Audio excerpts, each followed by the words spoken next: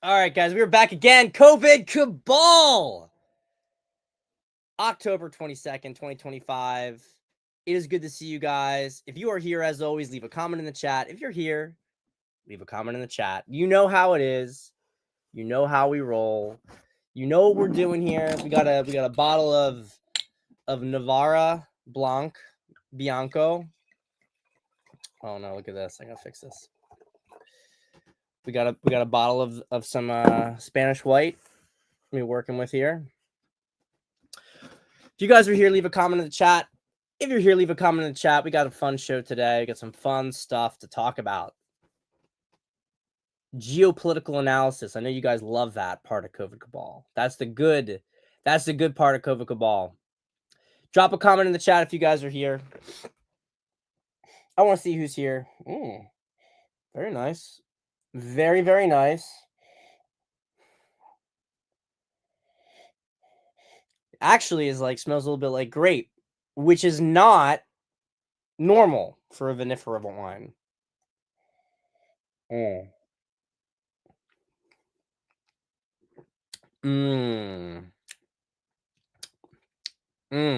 That's really nice. I'm trying to think of the flower that is. It's almost like lilac. It's almost like lilac. White grape and lilac. It's very, very good. It's very, very good. Fox Forgers here from Russia. You are up too late. But don't worry, you're going to be the only one who's going to be up next in a few months when I'm in Poland. Guys, COVID Cabal is going to have to move earlier in the day. I don't know what else to say. It's going to have to happen. Unfortunately, I'll be in European time zone. But we will we just got to do what we got to do. We got to keep it moving. Someone did say COVID Cabal, Jose. It's COVID Cabal time. Seth, COVID Cabal time. Let's go, Motocross. Hey, Pat, what's up? Hey, love to talk to you today, man. Love to talk to you today. Let's dive right into it. So the first thing I want to talk about is this is a big blast from the past, COVID Cabal Season 1, which, of course, is the Dominion voting machines. So we have some developments going on over there. So you guys remember all the lawsuits against Sidney Powell, Mike Lindell, defamation, right? They hit even, I think, Fox News, if I'm correct about that. Fox News, cuck to it. The feds just indicted Smartmatic. That would be the company whose lawsuit against me for defamation and seeking over $1 billion was filed in DC 2021.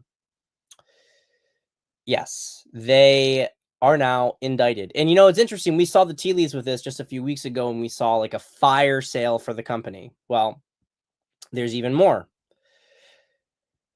The Dominion office in Serbia. You guys remember from COVID Cabal Season 1, we were talking about this, how Serbia was an anchor point for so much of the theft, that it was routed through Serbia. And it's so funny because like when you go back, like it feels like this stuff, we were just so crazy. And now this stuff is coming out. It's coming out that the things that we were aware of, if they're not entirely accurate, they were like 80% accurate.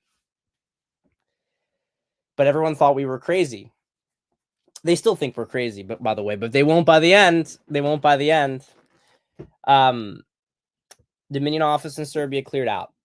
And then Rasmussen reports, right? Dominion office, they denied having they denied having the Serbia office, right? Until their discovery docs were sent to law enforcement who's published them.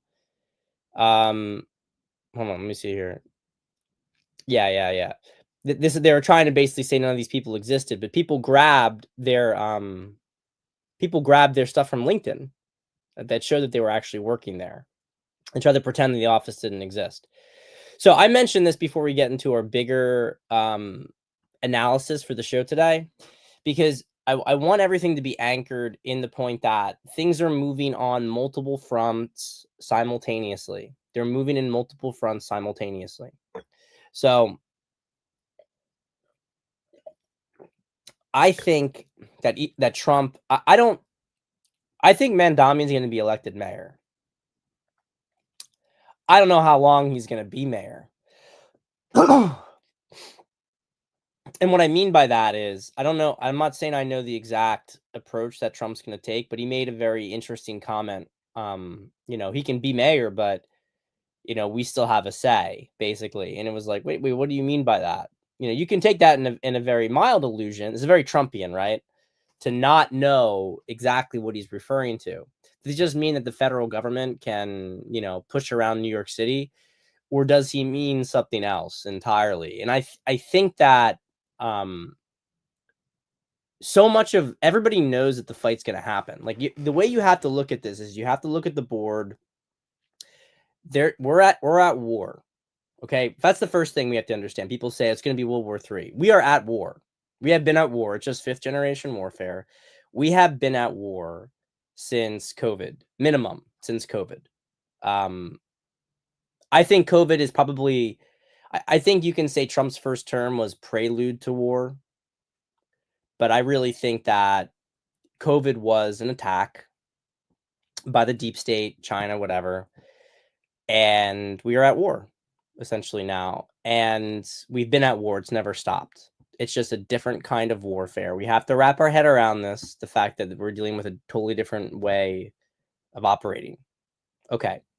So this is important, obviously, for the fact that it's better to know that you're in a war than not. I certainly felt like I was in a war. That's for sure. So in a war, there's multiple fronts, and that battles are going to happen. Okay, when you have a front, that there's eventually going to be a battle. The only thing is, when is the battle going to happen? And I think this is the key thing here. I believe that the cabal wants Davos, right? They want this to happen sooner because they have been trying to bait Trump from the beginning, and a lot of the people on the right fall for it because, let's be honest, a lot of them are very neurotic and impatient, and they want to see things happen yesterday. I get it. We hate dealing with this, but it's a taunting, and discipline is the big thing in war. And I'm going to tell you this as somebody who you could argue failed a test of discipline.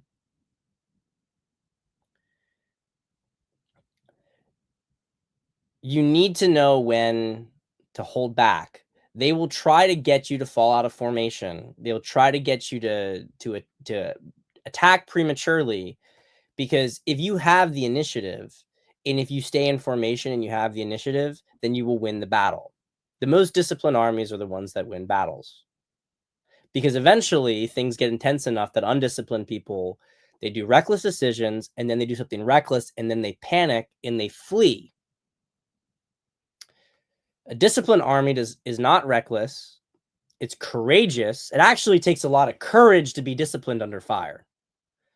I want you guys to think about this for a second. Like, can you imagine the discipline it took to be in lines, right? They understood that up until the Civil War, essentially, when it started to become more of a problem because of the changing in rifling, right, with weapons.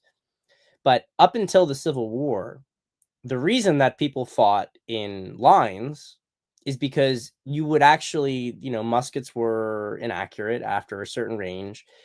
And the only way that you could ever concentrate fire with infantry to destroy a position would be to have infantry amassed like that. Now, of course, the reason that is hard to do is because you might have your line when you're attacking. They're not just saying, go and attack, go and fire, go and fire, Eventually it breaks down into that to some extent. But they would actually say, like, they would train them that they had to go there and they would literally get to a certain point, and then they would have to receive fire from one side. And so can you imagine that? You're just there and you're waiting for the other side, and they're going to fire at you.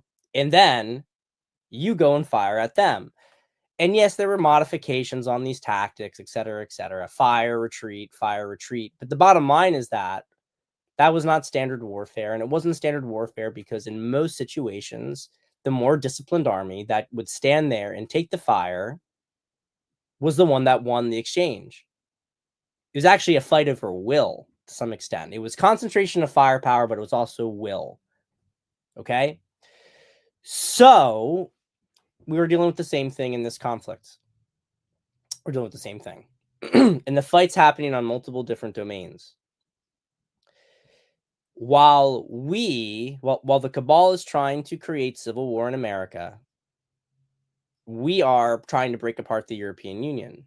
That's one of the reasons that the election of Nawrocki in Poland was so important, because Nawrocki is part of the party in Poland that is resistant to the European Union. It's part of the support for Hungary.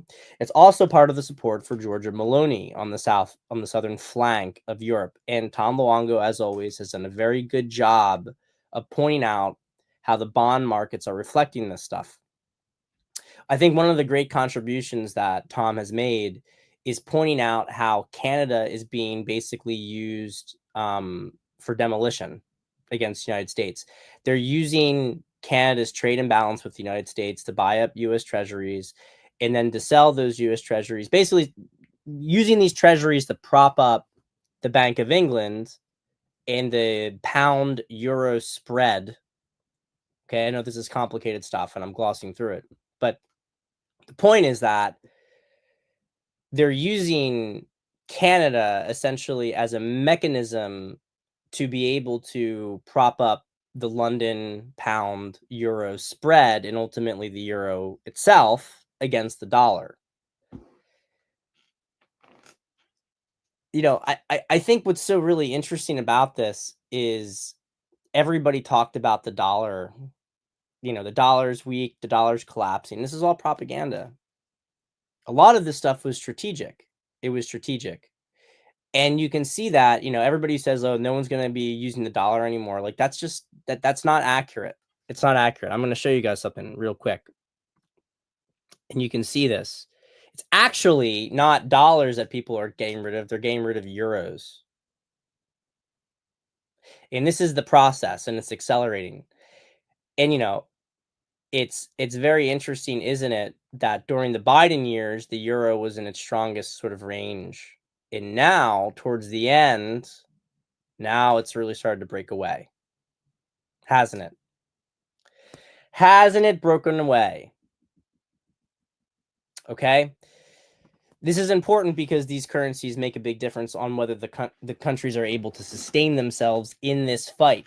So when Trump doesn't move fast on a front, it's because he knows that there is no advantage to moving faster.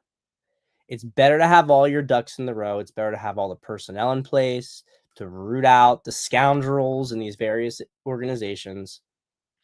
Let's get the board more and more set, not just geopolitically, not just militarily, not just economically, not just with personnel, but also with public opinion. They want us to move too fast.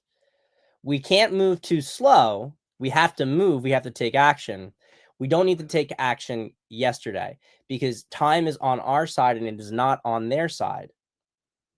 You can see the riots in Ireland recently to show that. You can, you know, which basically what happened in Ireland is that you had a migrant who was supposed to be deported and was not deported, still was kept in a luxury hotel, and he raped a 10-year-old girl. The Irish are revolting about this. France cannot form a government right now. And most of the people in France, we're talking on given polls on the subject, anywhere from 2/3 to 85% think democracy is no longer effective in the country, right? It's not going to work. I've been saying this on this show for a while. And honestly, it's a growing opinion among people who are younger that it's not going to, I don't know. I don't know if it's going to survive. How do you have it with communists? I don't want to belabor this, but the point is that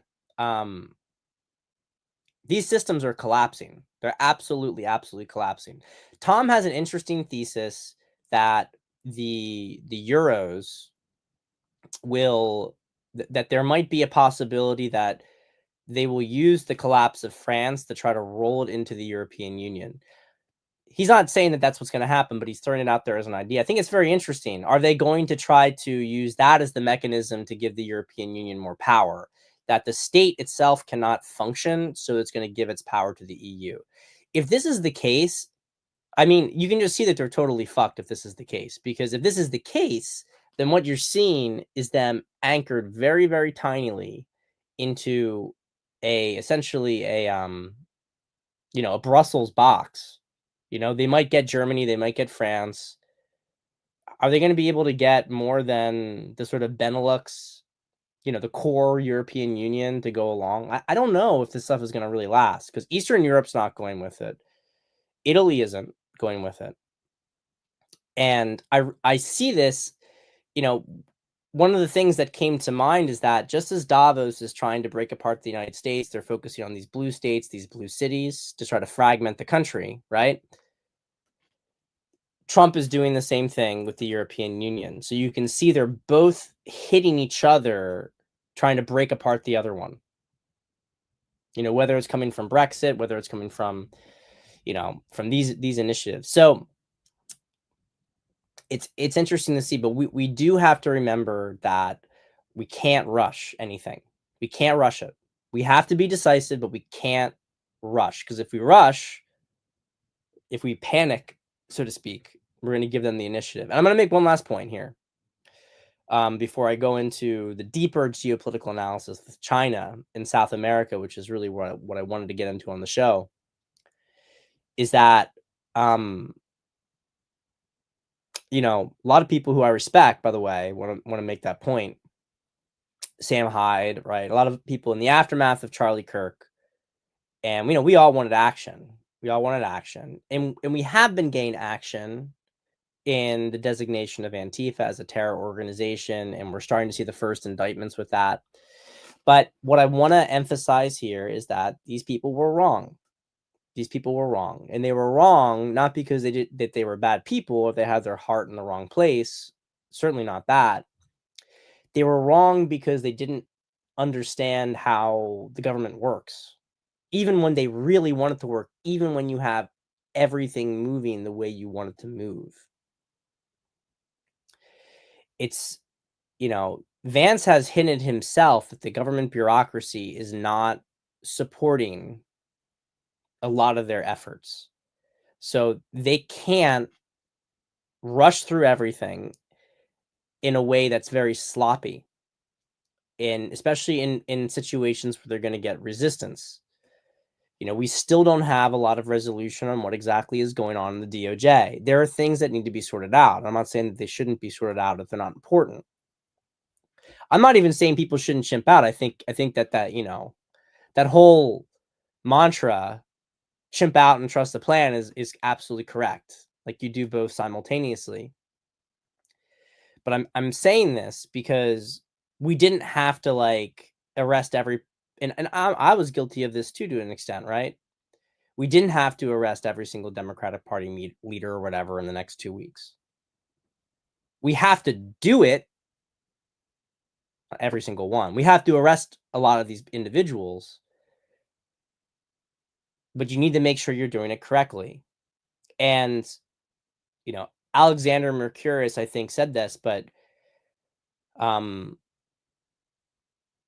there's a difference between economic time, political time, and legal time. So the time it takes to get a resolution legally is not the amount of time it takes to say you want something done. I can tell you that firsthand. I mean, they prepared my indictments early on, but they got a lot of help from people ratting on me because I was public. I didn't get my superseding indictment till, another 4.5 months on the felony. And I didn't go to trial until another 2 years after my superseding indictment. So these things can take a long time. They can take a long time to work their way through. And we have to just be aware of that. We have to brace ourselves for the long fight, because it is a long fight, with always having confidence that we're going to win. I just don't think that people appreciate that even though we have the advantage, it is not an advantage that cannot be squandered. There are a million different ways for them to lose this, and there's only like one with minor variation for them to win. This administration cannot make a lot of mistakes. They have the advantage, but they cannot make a lot of mistakes. You cannot give them an opening to reestablish themselves. And it's much more important for us to wait and take a few extra hits if they mean that we will actually crush them completely. You have to keep that in mind. I'm gonna answer some of these chat questions before we move to the next section here. Civil war across Europe. I think with the migration stuff's obviously going to come to a head. I mean, I think I think it's a bare minimum. I'm going to say it straight up. I think it's a bare minimum that any non-ethnic, non-European who has been a net taker in any European country is gone. It's gone. I see that so clear as day. There's no sympathy left. No one's going to give a fuck. They're just not going to give a fuck. And if you can't prove that you assimilated and that you contributed, you're just fucking out. I don't even actually think that there's a moral conversation around this. I don't think that there's any, well, they built their life for, I don't really give a fuck. You're a parasite. You are living in a foreign country and you're a fucking parasite. Like you're out. You do not have any basis to make an argument. I think once you get past that step, and then you have people who came in and they did contribute and they did assimilate. Now I think you get into like difficult moral ground. And I'm not going to pretend I have an answer for that. All I will say is that the more everybody gets on board with getting rid of the parasites, the less there's going to be an issue for the people who probably deserve to stay on at least an individual basis. I think the moral difficulty is this.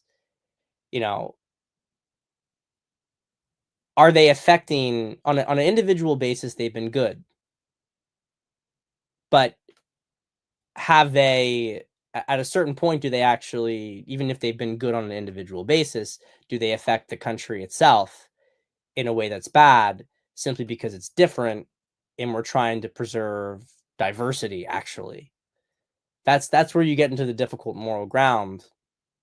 Is should an individual be punished for no fault of their own because they detract from the difference in a society?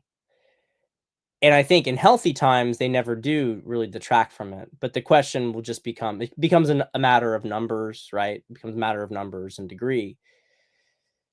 But yeah, I would, on a personal level, I would prefer that not to happen to at least most of those people. But we'll see where it goes. But this is where it's going. And so when we talk about civil war in Europe, there's not going to be there's going to be issues, but the real civil war is against the communists, because the communists are the ones that support this.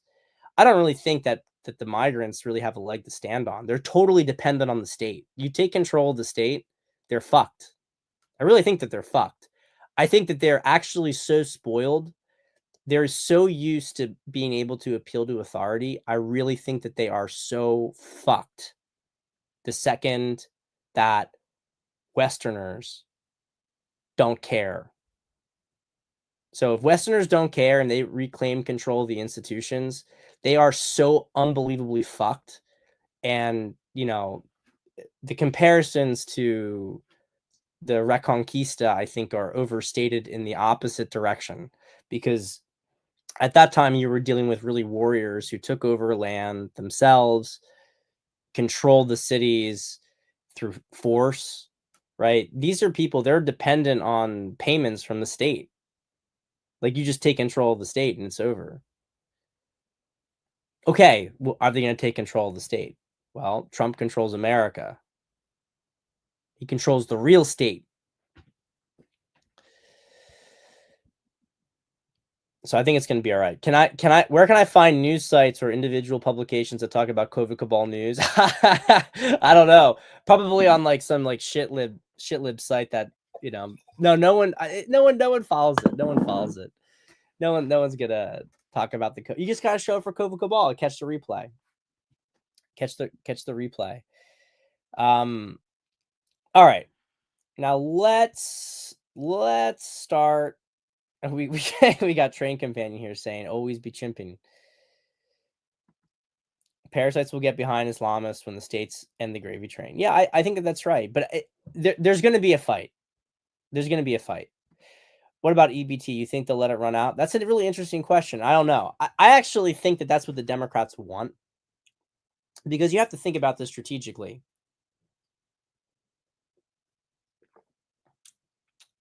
And by the way, I think the administration hasn't gone far enough. Why are more civil servants not being fired? Right? Why are more not being fired? They fired some, but I was expecting more than we've gotten. Maybe it will come to that. Maybe they're just drawing it out. But I actually think the Democrats are waiting because they want to push it to a point where it's never gone before. Because then people will stop caring. They'll stop. That's what they think. People will stop caring. I'll just say this: Trump has no incentive.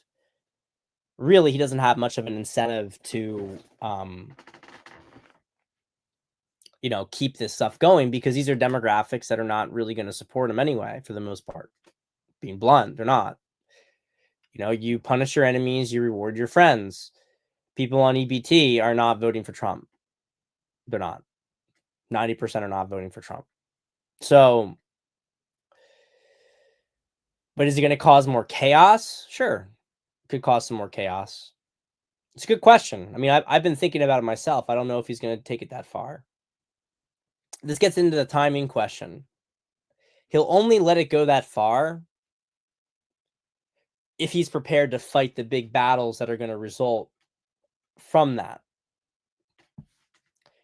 If he's not, then maybe he'll pull back. But here's the thing: how can he pull back? He's not going to fund things for illegals. So I think all it does is, if it's a matter of whether the Democrats, he's going to have to put so much pressure. He's going to have to hurt the Democrats so badly for letting the shutdown get to that point, that also creates a PR thing. So he says, look, we're not reopening the government because they want to give stuff to healthcare workers, but we're going to try to keep EBT going on by firing all these other people, right? That's how I think he pulls it off. And he just keeps hitting their flank, hitting their flank, hitting their flank. I don't know if it's going to work on that demographic, having spent a lot of time with them in prison. It's just being blunt, it's very simplistic. It's a very simplistic worldview. Trump gave stimulus checks. They like Trump. Trump takes away EBT. They hate Trump. It's really, that's how simple it gets. That's most of them. That's where their politics lives and dies, on whether they got money. So hate to say that, but that's the way it is. So moving to the main topic of discussion is the big purge in China. And this is really, really significant. I'm going to show some stuff on here. So first we had CCP's military top ranks all getting purged, Central Military Commission. And we're going to move to the shipwreck comment up here. This could be about Xi losing the oil supply from Venezuela with increased activity by U.S. forces. We also saw the trade negotiator with the U.S. get removed after Trump and Besant kind of called him out, right? As being, basically an ineffective idiot. I think that what this is telling us is pretty clear. And especially when you put this in together with Trump's comment here on Colombia. So Colombia is an illegal drug leader, strongly encouraging the massive production of drugs in big and small fields all over Colombia. It has become the biggest business in Colombia by far, and Pedro does nothing to stop it despite large-scale payments and subsidies from the USA that are now nothing more than a long-term ripoff for America. As of today, these payments or any other form of payment or subsidies will no longer be made to Colombia. The purpose of this drug production is the sale of massive amounts of product into the United States, causing death, destruction, and havoc. Pedro, a low-rated and very unpopular leader with a fresh mouth towards America, better close up these killing fields immediately, or the United States will close them up for him, and it won't be done nicely. Thank you for this attention, for your attention to this matter. Okay, so you see there's some stuff in the top here. There's a whole thread. I'm not going to read it because it's too long. I'm just going to summarize some of this stuff because it was very good analysis. I was trying to think about this. So everything with Venezuela and Colombia and Guyana and the Panama Canal and China, it's all related. Okay, there's a lot of very key components and metals in that region that China wants. China also wants control of the sea lanes. You get back to it, it's always sea lanes. Remember the big issue before, during the election, Trump in Panama Canal, China was starting to take over the Panama Canal. Trump said, no, you're getting the fuck out. Okay? One of the reasons that Trump is focusing his priorities on the Americas is obviously it's easier force projection. But it's also because the most key sea lane in the entire world is the Panama Canal. You can argue the Suez's and the Straits of Malacca are also super important, and they are. But the Panama Canal is right in our backyard. And it is, you know, it's even more important because you can go around the Cape of Good Hope without too big of a deal. You really can't go around Cape Horn. You can't really go around Argentina. The winds are too fierce. It's very dangerous for shipping to go around there. It's also a much greater distance. So something happens to the Suez, it's a big impact on the global economy. People can still go around South Africa. Something happens at the Strait of Malacca, it's an inconvenience. They can go around other places. The Panama Canal is a true choke point. And the only other alternative that they're trying to develop is the Northwest Passage, which, of course, is a thing that Russia and the United States are also trying to work on, and it's part of the whole push with Canada. So there's very many strategic reasons for America to take control of Panama. It's not just about, in this whole area, it's not just about the drug flow into the United States. That's the superficial thing, and it's not superficial because it's real, but the deeper layers are the resources. There has been a long-standing dispute between Guyana and Venezuela over a region, and this region has a lot of very valuable resources to it.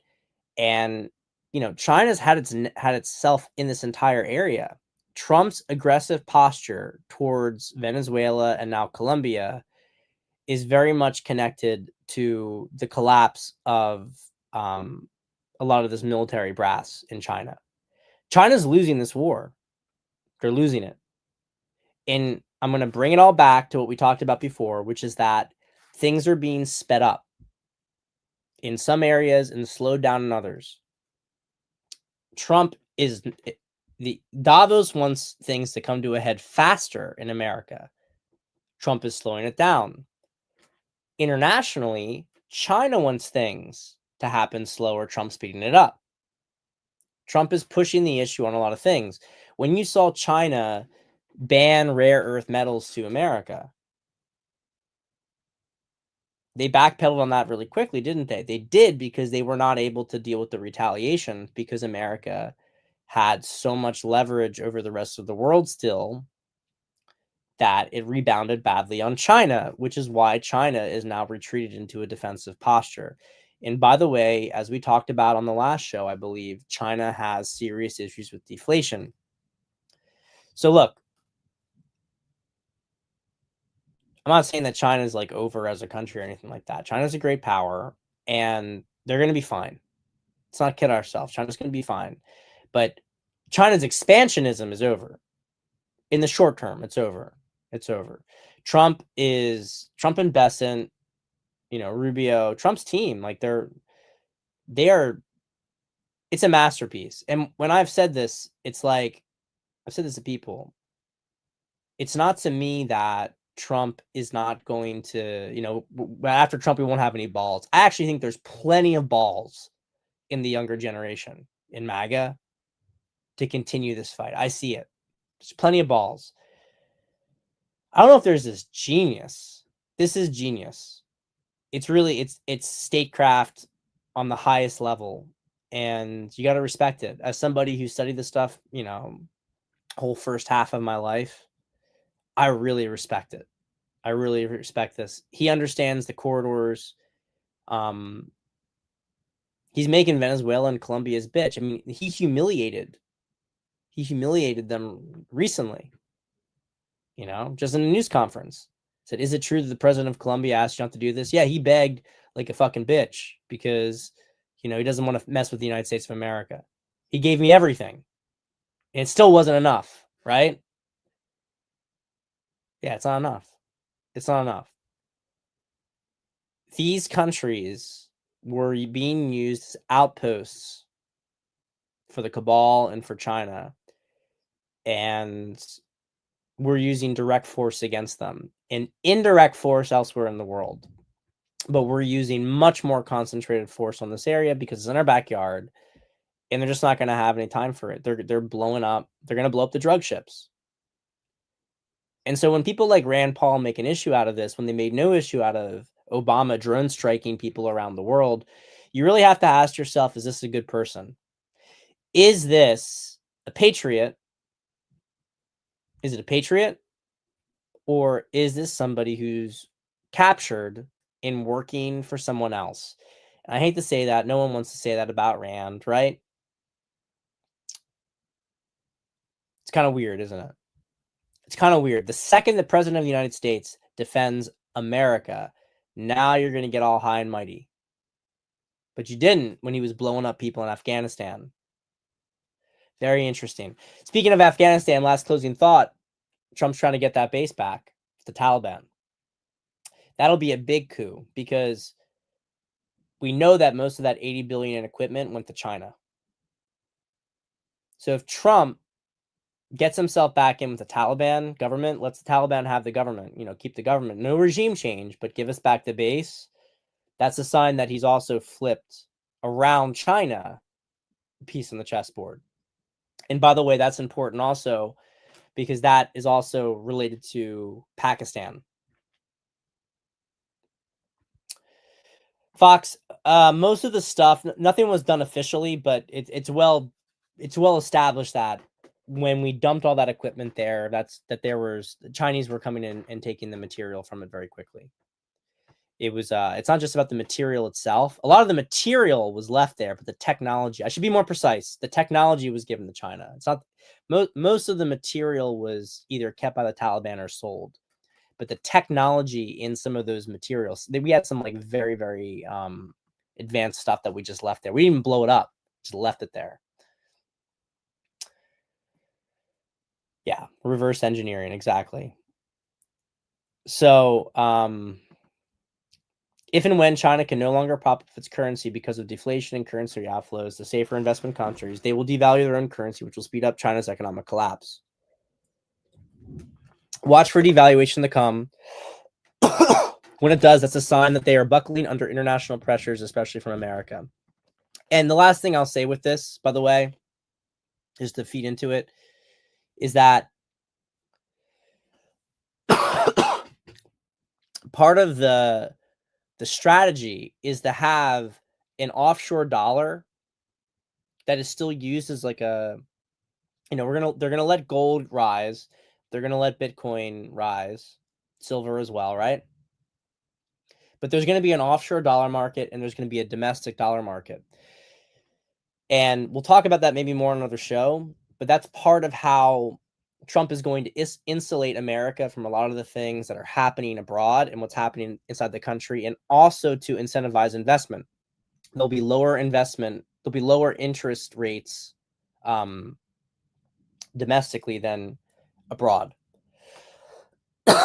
So there'll be more incentive to bring money into the country. I might have that. I think I have that backwards actually, but there's going to be incentives because of the different valuations internally and externally for investment to go into America. If people want more dollars, they're going to have to invest in the country, basically, is the point. So it's really a masterpiece when you look at it. We'll talk more about that next time, though. I think it's a good thing to go into in more detail. I got to jump for now. He wants the base. He wants the base because the base is in a very strategic location. That's why everyone's always wanted Afghanistan. It's between Iran, subcontinent, it borders China. It's a huge nexus point. So take care, guys. I'll see you next time. See you next week.